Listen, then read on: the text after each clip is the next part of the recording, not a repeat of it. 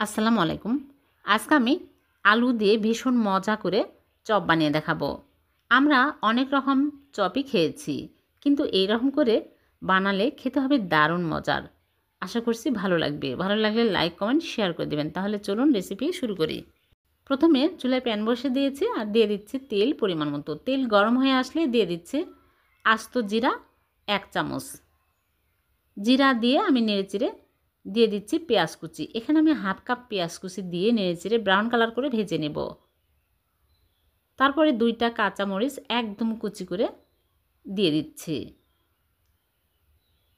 দিয়ে নেড়েচেড়ে দিয়ে দিচ্ছি স্বাদমতো লবণ, হলুদের গুঁড়া হাফ চামচ, জিরা ধনিয়া গুঁড়া হাফ চামচ করে, আর এখানে নিয়েছি চিলি ফ্লেক্স হাফ চামচ, আদা রসুন বাটা হাফ চামচ করে দিয়ে নেড়েচেড়ে নিব।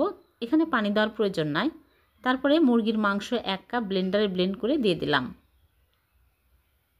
আর গোলমরিচের গুঁড়া হাফ চামচ দিয়ে দিলাম।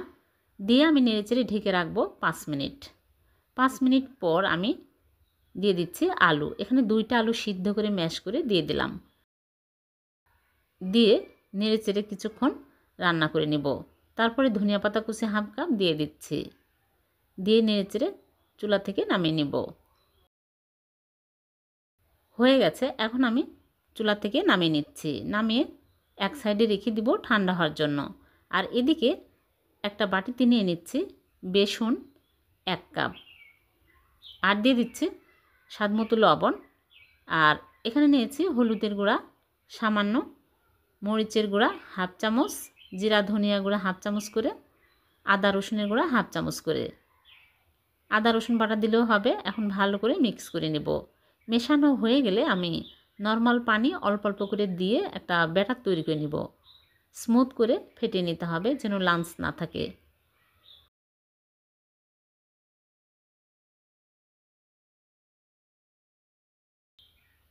তারপরে এখানে আমি ইনো নিয়েছি হাফ চামচ দিয়ে দিচ্ছি। ইনো দিলে মুসমুসে হবে আর ফুলকো হবে। সামান্য পরিমাণে পানি দিয়ে ভালো করে মিক্স করে নিলাম।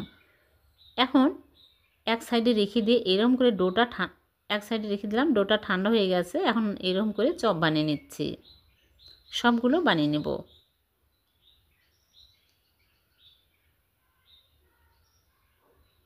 বানানো হয়ে গেছে। এখন এগুলো আমি ভেজে নেব। চুলায় আগে থেকে প্যান বসিয়ে চুলায় আগে থেকে তেল দিয়ে তেল গরম করে নিয়েছে। এখন একটা করে চপ এই বেসনের ব্যাটার মধ্যে চুবিয়ে গরম তেলের মধ্যে দিয়ে দিচ্ছি। দিয়ে উল্টে পাল্টে ভেজে নিতে হবে।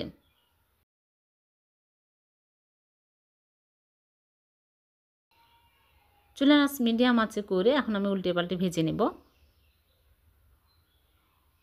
ইনো দেওয়ার কারণে অনেকক্ষণ পর্যন্ত মুসমুসে থাকবে আর খেতেও হবে দারুণ মজার। একদম ফুলে যাচ্ছে, ফুলে বড় বড় হয়ে যাচ্ছে। এভাবে বানিয়ে দেখবেন। আলুর চপ খেতে কিন্তু দারুণ মজার। সামনে রোজা, রোজার ইফতারিতে এই চপ রাখতে পারবেন। যখন এরকম কালার হবে তখনই তুলে নিচ্ছি।